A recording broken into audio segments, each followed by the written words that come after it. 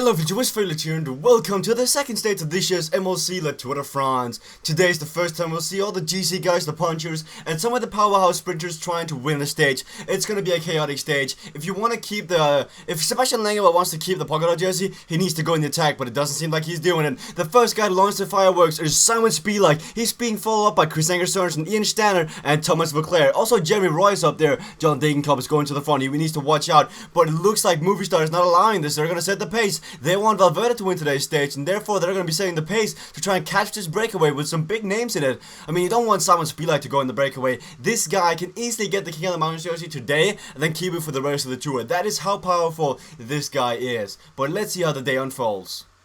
We're currently experiencing huge echelons. The wind is at 48 meters per second. Just take a look at this. 58 guys are in the Group Head 2 already. These are some huge names who are already behind. Alexander Kristoff, one of the favorites for today's stage, is back here. He's also 5th in the GC. Ramones Navadakis is also behind. Van der Sande, Theo Boss, Hubert Lobato. It's some huge names. If a GC guy gets caught back here, he's never coming back, and that's the end of his GC chances. And he's probably going to go for some stage wins. But just look at the wind. It's so high right now, and as long as Movistar keeps pacing in the front, these GC guys, as you see over here, they're gonna fall behind and they're not gonna have a chance for the rest of the tour. Thomas Degen and Johanna Fretcher are trying to get away, and it looks like nobody's reacting to this. But guys, the scene is set today. So many climbs, such a high wind. We're gonna see guys dropping behind.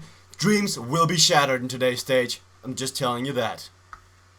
Here at the first category 4 of the day, we see that Johanna Fretcher beat Niki Terpstra to the first category 4, and there are plenty of mountain points to sprint for. But I'm telling you right now, guys, I have removed the King of the Breakaway classification. I'm sorry if you drafted for it, but for some reason, it's just not working correctly as I thought, so sadly I've removed it. Guys, King of the Breakaway will no longer be in the classifications for points. It's less points to get, I'm sorry, but King of the Breakaway has been removed from how you get points, or just from the overall points charts. There's no King of the Breakaway, the entire thing has been removed. Oh, by the way, this is the new breakaway. It is Thomas Degen, Stefano Pirazzi, and Johanna Fretcher and Niki Terpstra. I really want to see how much this polka dot jersey means to these guys, because currently we see guys like Thomas Degen and Johanna Fretcher working for this polka dot jersey.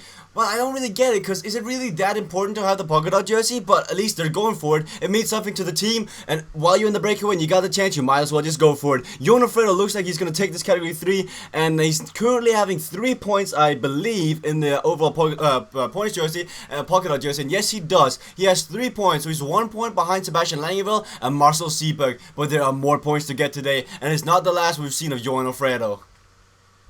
We're at the next climb of the day. Let's see, Johanna Fretcher, are you gonna go at it again? Yes, it sure looks like it. Johanna Fretcher and Thomas Degen once again duking it out for the points at the top of this category 4. Let's see what it's named. It is the Code di Ripondian. Let's see, Johanna Fretcher's in the front right now, but he's getting caught up. Niki Terpstra and Pirazzi are trying to get up there. Thomas Degen is the closest one though, but no. It looks like Johanna Fretcher will take 1 point at the top of this category 4, and he's now tied with Sebastian Langevel and Marcel Sieberg, but because he is higher in the overall standings, he is currently the virtual King of the Mountains jersey holder. Here we go again. At the Code di Greenland, we'll see Johanna Fretcher try to beat Thomas Degen once again. And I just think that Fretcher has no match. So far, he's done so good. But it could be a disadvantage for Johanna Fretcher, because these category 4s are so close to each other, meaning that Fretcher might be very tired after the other one. And it does look like Thomas Degen is going to take this one. No, it's going to come to the line where Johanna Fretcher will take 1 point. And for now, he's for sure in the overall polka dot jersey. Once again, we're keeping an eye on the peloton in this intermediate sprint. Let's see which of the big sprinters will take this one. Marcel Kittel is looking good, but we saw John Degenkolb win the first stage. Could he do it again there? But I think, I gotta say, Mark Cavendish, Kristoff are looking better. They're looking better right now. Kristoff is a better sprinter than Degenkolb in my book. And let's see if he can take it. Yes, here he goes. Alexander Kristoff goes off, and John Degenkolb can only follow. He can't pass Kristoff, and Alexander Kristoff takes all points in the peloton on this sprint. Another Demar and John Degenkolb coming in right after. So currently, John Degenkolb has got a 10-point lead down to Cavendish, and Cavendish has got a 2-point lead down to Demar. The peloton is getting very close to the breakaway now. The breakaway only has 2 minutes and 30 seconds at this category 2. This has got to be Jon Alfredo's finish line. He's just going to be first over this, and then he's got this pocket jersey for the next 2 or 3 days. So he's just got to make sure he finishes first, but it looks like he's all empty. These guys are all standing still, and the peloton is coming very close now. Just look at these percentages. It's at 10%. Courtney Holmos is not a great climb if you're riding. If you're watching, sure, it's very enjoyable, but actually riding it could be a pain. Let's see what they're going to do now, though. Thomas DeGen and Terpstra looking side by side. Terpstra is really struggling, but for some reason, Jon Alfredo is not going to the front. Is Jon Alfredo going to lose out on these points? No, he does get them at the end, and he takes 5 points, so he's now got 11 points. I think, no, he's actually got 10 points. 10 points in the pocket jersey standings, and he's going to be keeping that for a while. Meanwhile, down in the peloton, Sylvain Chavanel, it's not Sebastian Chavanel, Sylvain Chavanel, Carlos Alberto Betancourt, and Mikołaj Kwiatkowski have attacked away from the peloton. They want to try to do something today's stage. All these three guys are capable of winning a stage like this. Betancourt, I'm very surprised to see him attack on a stage like this, though, because I would have thought that Betancourt would go for GC, but no, he is going for stage wins, and he's targeted this one. Let's see if he can do it. With 50 kilometers out, he's got 1 minute and 10 seconds up to the group in front, and he's got 40 seconds down to the peloton. Can they do it? If these three guys work together, I'm sure they can keep John Schumann on Degenkolb away, but it's gonna take some effort and some. So they gotta like work together. They gotta realize that they're better as a unit than just the separate units. But let's see if they actually realize that and work together. Currently, the breakaway has only got 1 minute and 20 seconds on the peloton. We're within the final 30 kilometers of today's stage. It's come all together. The breakaways have been caught. Betancourt, Kwiatkowski, Chavanel, and so on have been caught. We're currently seeing Christina Watches on phone setting the pace in the front. Not sure I know why, but I think we see Jelfinen trying to get away. Yes, he goes away. He's got Mikael Albacini and Chris Sørensen. No, this is Nicky Sørensen helping him. So we have three guys trying to get away again. Meanwhile, we see Christina Watches on phone setting the pace for, who are they setting the pace for again? Is it Gödeman? Are they setting the pace for Linus Gödeman or Gerald Seal? They could also do something at today's stage. He's quite a good sprinter, and he is capable of surviving Courtney Jenkin-Road in the end, though. But look at this, though. In the front, they're getting caught once again. They're trying to get away, but they're just not capable of doing it. On the left side, I think we see Fulsang trying to give it a go, but no. Here, Mikael Albacini is going again. Can he get away? Yes, it sure looks so. Nicky Sørensen and Jelfinen are trying again. Fabian Cancellara, Spartacus is going away. They all want to go. They want a chance of winning a stage. If you win today's stage, you also take yellow jersey, very likely. So you gotta be in the front. You gotta try to do something. So far, it's only Mikael Albacini who's got a big gap down to the peloton. He's got 30 seconds, but Jelfinen and Fabian Cancellara and Alberto Betancourt are all working hard. But we see Sergio Henao, Alex Villamos, and Greg Van Avermaet setting the pace in the peloton. They want to do something. They want to work for Gerald Seelig. And once again, it's now only Albacini out there in the front. And with 20 kilometers to go, it's all open. Adam Yates goes to the front. He's going to work for John Degenkolb. He wants to make sure that John Degenkolb can win 2 stages in a row. And this is not a bad stage for Degenkolb. He is capable of surviving that final climb and maybe winning. But here, this is where the peloton can get split up. With 20 kilometers to go, we could see some big GC guys trying to get away. Galopin is on the left side. He's trying to advance up in the front, but it's just too steep. It's 10%. They can't get anywhere.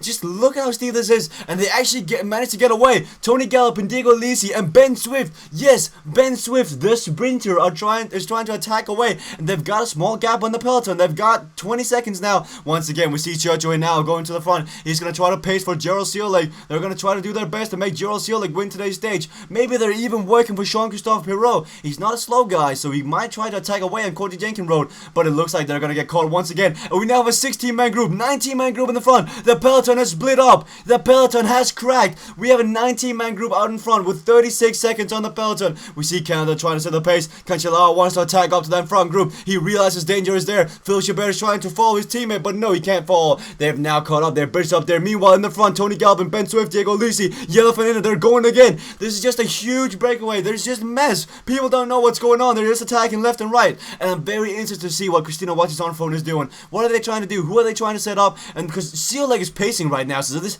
has to be for Jean-Christophe Pirot. It's very weird. Meanwhile, in the front though, Ben Swift has to be a real danger. Ben Swift can both get over this climb and sprint like a madman. Tony Galopin and Diego Lisi are not bad either. They can do something. Courtney Jenkin-Road is coming up in 4 kilometers time. Let's see if they can survive to that time.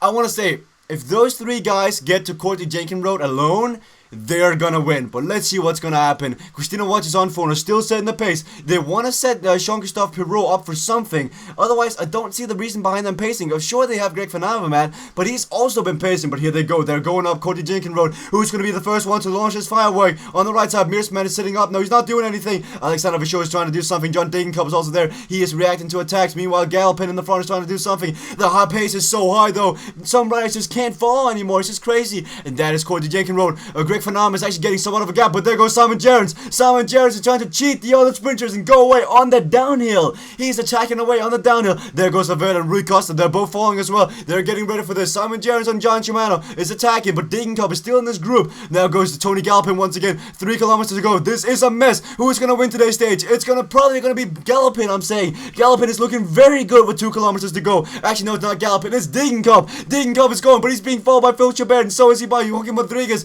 But Degenkolb taking stage 1 and stage 2. Congratulations to John Shimano. That was well timed. You did one hell of a job. So you got stage 1, stage 2, and the yellow jersey for 2 stages, and tomorrow is another day.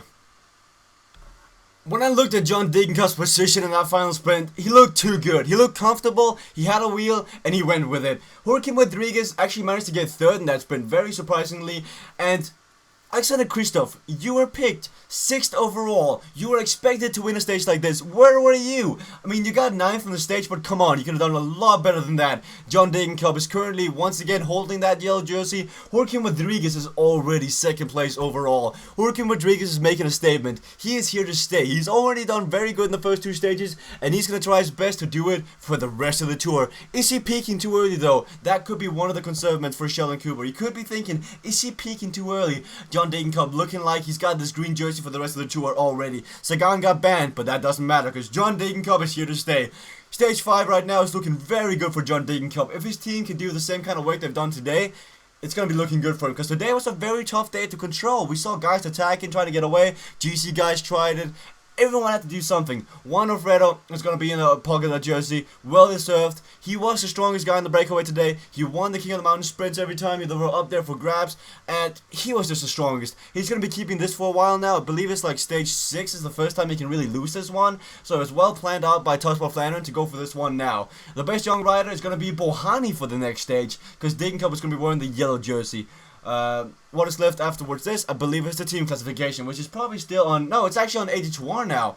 82R is controlling the overall team classification after stage 2. Thank you guys for watching stage 2, guys. Please leave a like, please leave a comment. I hope you guys got the other video to 60 likes, so you should be watching this the same day as stage 1. Don't leave, well, leave 60 likes in this one, but you won't get stage 2. I'll be trying to release 2 videos a day, only if the first video gets 60 likes. So tomorrow is another day where you have to get 60 likes on the first video to receive the second video. But please leave a like just in general, guys. When you guys like a video, your friends see it, it goes higher in the search bar and just makes my day. Like, it makes my day when I see my videos getting a lot of likes. I know it might be pointless for some of you guys, but it just matters a lot to me in the end. So thank you guys for watching, and I'll see you guys around.